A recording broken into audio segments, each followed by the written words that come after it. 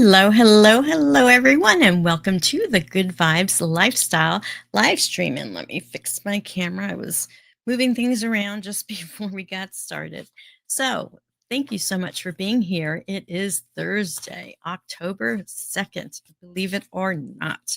Now, we've got a great show today, and I'm all about the good vibes. And, it's really important, especially in these times when crazy things are happening out there, all kinds of chaos, but this is part of change. And so it's important to know that, we have a choice in how we respond to whatever's happening in our external environment.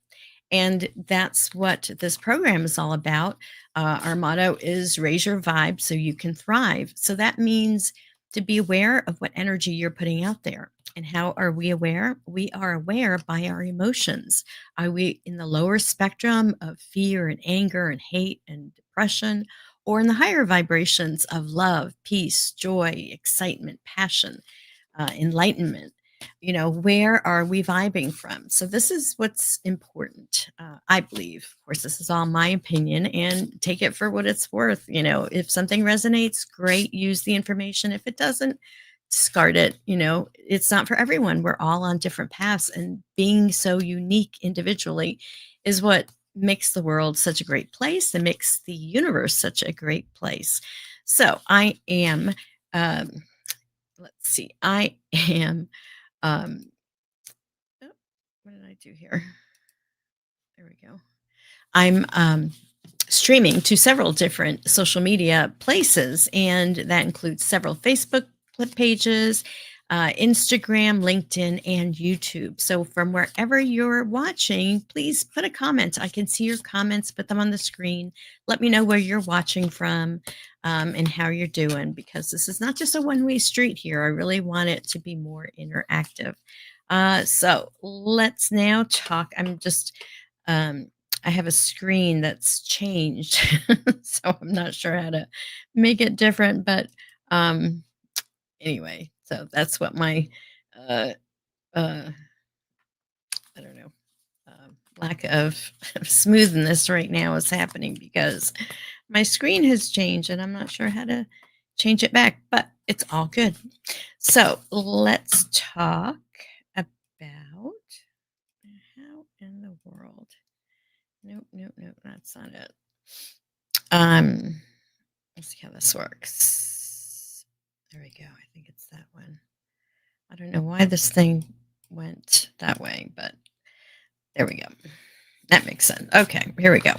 Let's talk about the astrology. So, what's going on?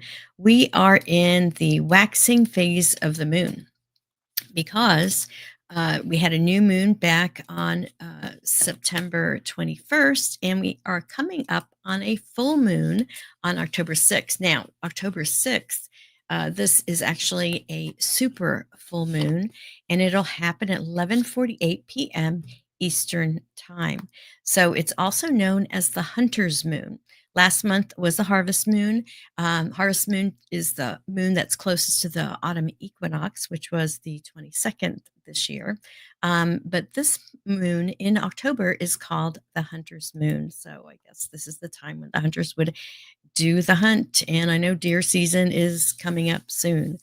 So let's talk about the Aries full moon. So the super moon that's happening on Monday, October 6th, is in the sign of Aries. Now, Aries full moon is very intense, it's very fiery and action oriented. Aries is ruled by the planet Mars, so the energies lean toward initiative, courage, new starts, and sometimes confrontation or restlessness. The Mars is known as the planet of wars and anger and this kind of thing, but the positive aspect is energy to move forward and take action. So, I have some notes here to talk about some of the aspects of this and how we can use this information. So, let me get to my notes here. And here we go. So, courage, assertion, and authenticity. This lunation invites us to step boldly into our truth, speak what matters, and move on what's ready to shift. There's a spotlight on boundary work, meaning saying no, making decisions, and letting go what no longer aligns with us. Because it's a super moon, the emotional intensity is magnified. So hidden feelings, held back desires, or tensions may emerge more clearly. So we have to be aware that, on the full moon, that's when our emotions get more intense. So wherever our emotions are, we need to be aware of that. That's the frequency that we're vibrating out, our emotions. So you want to put your emotions in that good vibe zone so that whatever's, you know, uh, expanded on the full moon is higher vibrations, good vibrations, a higher frequency so you can attract that to your life. The second part here, um, about this moon is balancing the self and relationship, because we've got two polarities. The moon is in Aries and the sun is in the sign of Libra. So let me get back to my notes here. So while Aries energy pushes for autonomy, independence, and self assertion, Libra, which is where the sun is in Libra, reminds us that relationships require give and take, diplomacy, and compromise. So issues in relationships, whether romantic, friendships, or business partnerships, may come to a head at this moon. Are these partnerships supportive, or are you giving too much in them? So it's a time of balancing this information. Now, next we've got release, culmination, and visibility. As a full moon, it's time for culmination, everything coming to an head. Things initiated during the new moon or earlier may reach their peak or resolution. So it's a potent time to release old emotional baggage, beliefs, patterns, or relationships that block the movement forward. Because Aries is a front facing sign, this moon often brings things into the light. What's hidden may become visible. And the fourth part of this is uh, potential pitfalls, and challenges to be mindful of during this super full moon in Aries. Impulsivity, impatience, or overreactions are some potential pitfalls to watch during this moon, because again, it's a fire sign. The fiery Aries energy can lead us to act too fast without full awareness. So that impulsiveness is very much in that energy. Another pitfall is conflict or tension with others. So when we assert ourselves, set our boundaries, others may push back or the boundary issue may flare. So be aware of that. Also, because again, like I said, the full moon amplifies our emotional field. If you're not aware, or you're emotionally in a lower space, you're going to be more emotionally vulnerable and raw if you're not in a good space. So it's really important to be in that good space and know that you have got the power to do that through meditation or saying affirmations. There's so many different ones I've talked about in this program. So that's all what's going on with the moon. The sun went into the sign of Libra in, on September 22nd, which was also the beginning of the fall equinox. And this is also when, there's equal daylight, equal night, and we're making that transition to the winter months with less light. So that's pretty much what's going on. The qualities of Libra have to do with balance and harmony, diplomacy, charm, social grace, fairness and justice, beauty. It's relationship oriented, and cooperation and elegance are also attributes of Libra. So that kind of falls in line with this idea of, Libra and Aries, and, the balance of it all. So that's what I've got for you for the astrological news. Let's now zoom out a little bit and get out into the cosmos, and let's talk about some UFO and UAP disclosure. So, what's the latest on what's going on with disclosure? There was a big hearing on September 9th a few weeks ago, but the next big kind of deadline was a couple of days ago on September 30th was the UAP records deadline. So, the way this works, and I actually have a letter from Danny Sheehan to read with you, but basically, the Disclosure Act that we've been pushing so hard for um, is there, but only parts of it. So they've been trying to put these parts that put have teeth in it and penalties for people who don't comply. But one of the things was last October 20th, they were supposed to release from all the 18 government agencies release all information about UFOs and UAPs and put that in the National Archive. Well, there was a memo and from the National Archives, and they pushed that deadline to September 30th of 2025. So, that's so that just happened. And basically, the New Paradigm Institute is researching to see how much of these agencies have complied. But in the law right now, there is no um, repercussions if they don't do it. So it's just really important to stay, with it. Let me share a little bit. This, let's see, I gotta move this out. I want to share. Okay, I gotta make this like this. Oh, here we go. So here's a letter from Danny Sheehan. Let me make sure that you, whoops, can see it. Okay, yes, you can. All right. So let me go back over here. Uh, so this is a letter he just sent out about this UAP deadline. He said that this fiscal 2024 NDAA is what they call it for short, originally set October 20th as the deadline for the executive branch agencies and departments to identify, collect, and transmit all UFO UAP records to the National Archives' new UAP records collection. You could actually go to that link and get to that collection. Just before the deadline, the archives issued this memo extending the deadline to the 30th of September, and that came and went 2 days ago. So, Danny says, what can we realistically expect? We are analyzing the situation carefully and remain open to positive outcomes, but we're pessimistic.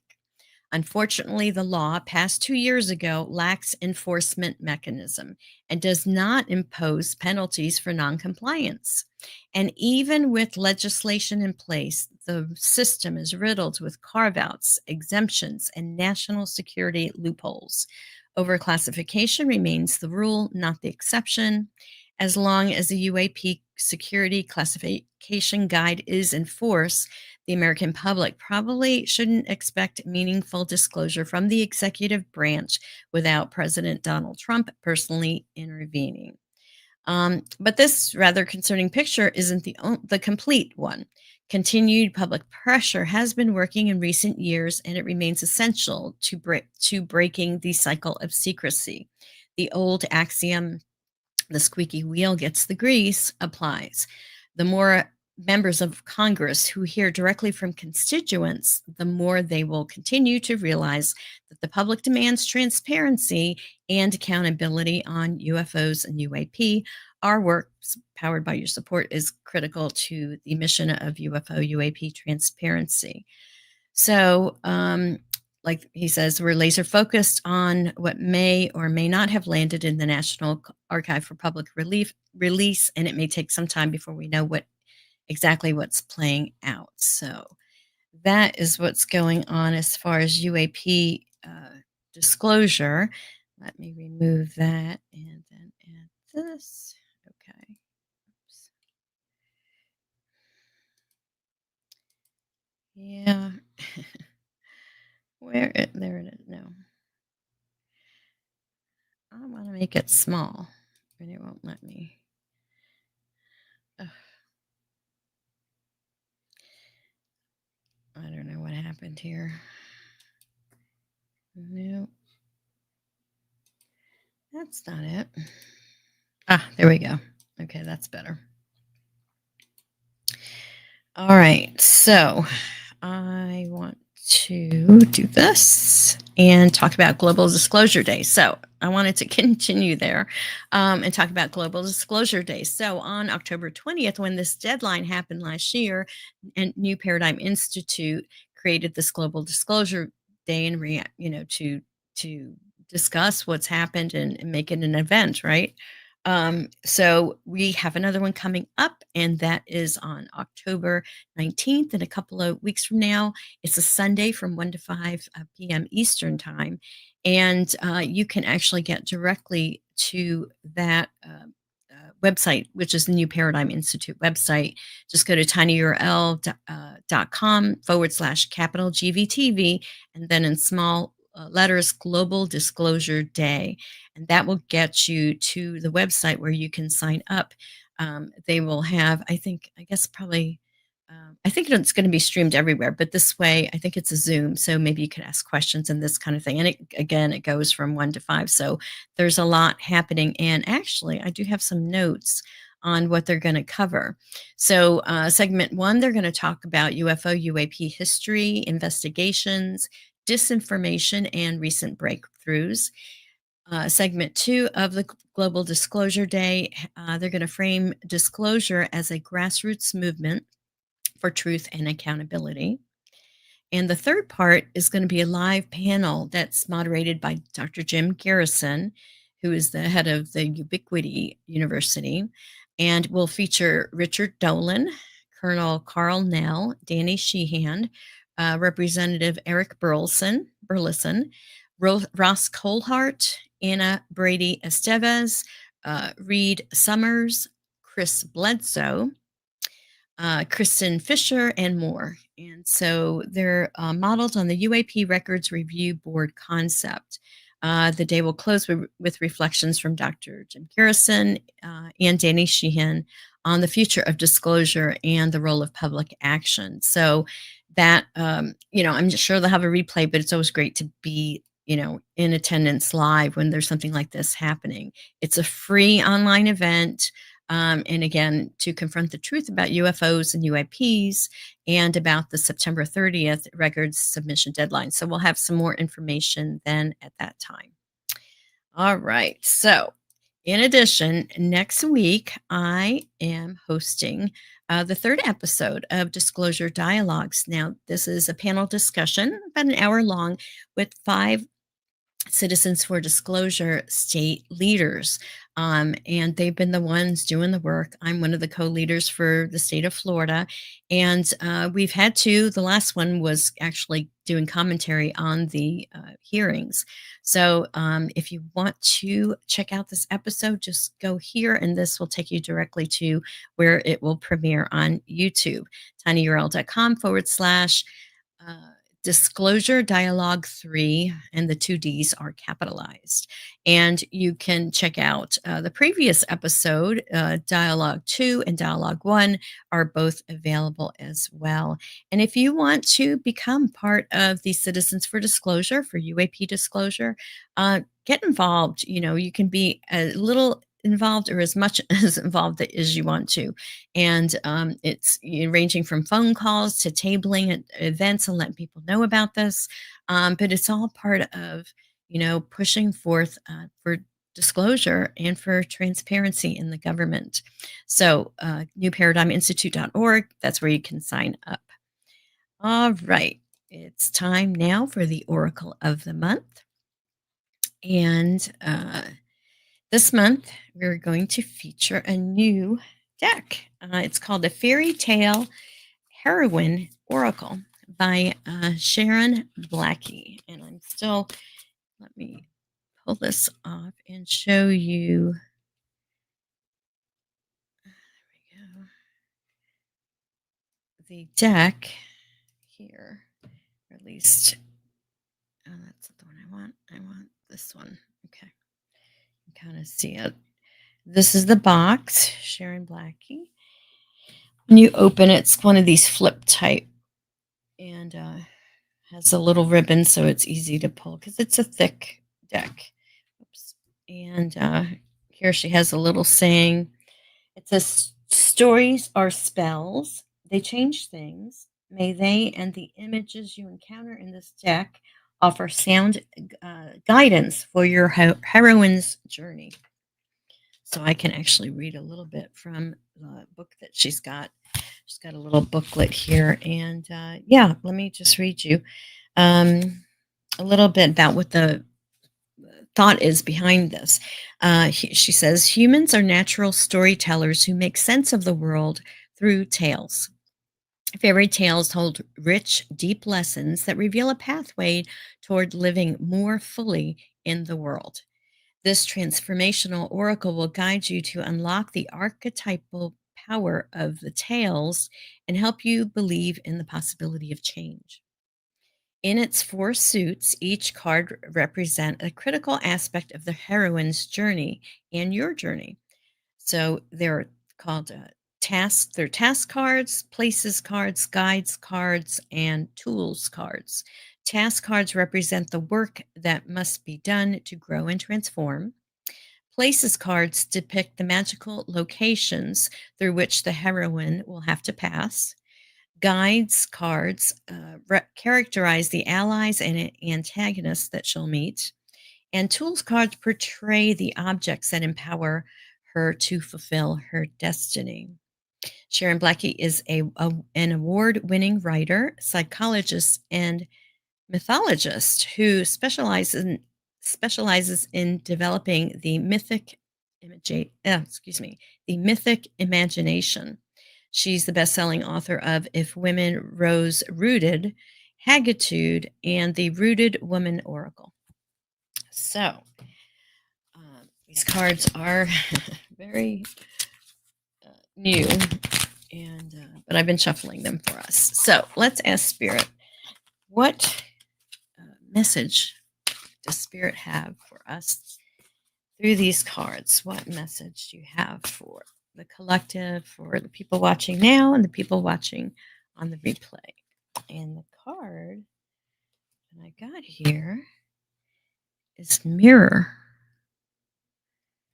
So let's look that up. Mirror number 3.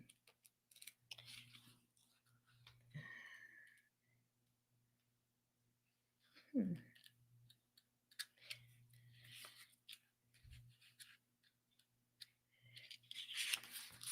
Well, it's in here somewhere. It's there since they're all in different sections. There's several threes.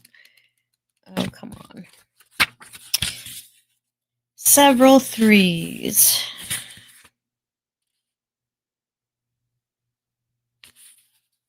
So it's under the tools section. Okay. Mirror page. There we go. All right. So the magic mirror is a common symbol in fairy tales, and perhaps the best known of them all is the one possessed by Snow White's stepmother. This mirror doesn't just show the queen her reflection, it knows things about her that she cannot. In particular, it knows whether or not she's still the fairest in the land. When the mirror informs her one day that it is now Snow White, who that Snow White is the most beautiful, that the queen can no longer excuse me. When the mirror informs her one day that it is now Snow White who's the most beautiful, the queen can no longer see clearly, and her only goal is to kill Snow White and reinstate herself as the fairest. She doesn't want the truth from her mirror. What she wants is simply an image of herself that she's constructed in her own mind. But uh, which is the true self? The woman who looks into the mirror and sees, or the woman in the mirror who's seen? A magic mirror will show you things that you can't know about yourself. It's a reflection of a world or a situation that you cannot perceive. You're genuinely looking, you're genuinely seeking the truth. It's a symbol of revelation. But if you're looking only for validation, it can instead be a symbol of illusion. Is there an illusory element to the way you perceive your world, your place in the world right now? How might you learn to see more clearly? I'm going to read that again. Is there an illusory element to the way you perceive your place in the world right now. How might you learn to see more clearly? Well, I know um, the fairy tale that goes along with this, but I don't know. I guess I'll have to ponder it because it's not like everything in life is a mirror to us if we're looking at it that way. It's projections of what's really inside. And so, yeah, are we looking at are we believing our eyes and seeing what we see, or are we making up what we see? And so, yeah, that could kind of apply to today's um, time with so much craziness happening. Do we look at and see a world of negativity or a world of positivity? And it's like, which um, glasses are we going to put on? Which filter are we going to use to determine what it is? And we have that choice because that's what filter we use kind of determines the world that we create. So, anyway, if you have any thoughts on this, go ahead, put them in the comments. Um, yeah. So I don't know. So, what do you think of this fairy tale heroine oracle? For some reason, I am not speaking like I would like to speak, but it's all good. So let's remove this and go back to. Yeah, this is really weird. It changed my setup, and I'm not sure how to fix it. Um, I I don't get it. All right. Let's now talk about spiritual activism. What I'm trying to do is get my screen to be small, but it won't let me. It won't show me that screen with the layout for some crazy reason. Um, anyway, let's talk about spiritual activism. So there is I guess I can only make it that size. Another No King's Day on October 18th. So if you're feeling up to like really aggravated and needing to express yourself and your First Amendment right to express yourself peacefully, look up, just go to, here's the website, nokings.org, and you can locate where there are peaceful protests in your area. Check it out. I've always found any protest that I've gone to, they've been very empowering. So, if you feel led to doing that, do it. If not, do it more of the spiritual way, kind of behind the scenes, and meditate. And there's an ongoing meditation that happens for just 15 minutes at 2 o'clock every day that Pam Gregory has suggested that we send love and light to the planet for 15 minutes every day. And by doing that, we're making a difference. And it is true. Uh, I want to also share with you. I'm going to get this. Gotta get the screen. How do I? I'm just. I don't know what happened to my. Oh, there we go. There we go. Now I fixed it. Okay, good. Now now I'm back on track. All right. So let's talk about longevity with light. As you may or may not, I know I have been working with these patches, LifeWave patches that use the light from your body to send a frequency to activate certain processes, specifically the one for activating your stem cells, which when you hit 60, which I did 2 years ago, your stem cells are only 10% of less than 10% of them are active or activated. So, or really active. And the patches activate that so that you have the stem cells you need to regenerate, repair, and really reverse age. So, I've been hosting a Longevity with Light, this event. And the next one is October 9th at 8 p.m. And we have a special Dr. Holly Rebbe, who's a natural health expert, and she's going to talk about what they call the dynamic duo, which is two patches, the X39, which is the stem cell patch, and then the Eon patch, which gets rid of inflammation and makes the X39 stem cell patch even double as effective. so you heal a lot faster. So she's going to talk about that. And also, there's this water machine that David Schmidt, the inventor of the patches and the head of LifeWave, created. And it is available now. I'll be getting one hopefully after the end of October and let you know more about it. But this machine puts light into the bonds of the water, and people have been having fantastic results. So, Dr. Holly Ravi, I'm not sure how to say her name, and I apologize. She'll be our guest speaker, and you can go to tinyurl.com/longevity October OCT 2025 with the L and the O capitalized. And so you can watch the replays as well of Longevity of with Light. We've done at least what, 9 of them. And just go to this longevity playlist and you'll be able to watch all of them. So check it out. Really great information. And reach out to me if you want to know more about the patches. I'd be happy to share more about them with you. All right, so we're down to the end here. Let's talk about the tip of the week to raise your vibration. So last week's tip of the week was to practice beach therapy, and that was kind of inspired by being at the beach. I was at Kitty Hawk and got to spend time on the beach, and it's just wonderful. So if you ever have the opportunity to do that, definitely do it because it does make all the difference. Now, this week's tip of the week is to follow your bliss. By following your bliss, by following what you're excited about, that is your guide to doing the right thing. As long as it's, healthy kind of, guidance. And this was inspired by Bashar, who is an entity that they say an ET entity that is channeled by Daryl Anka.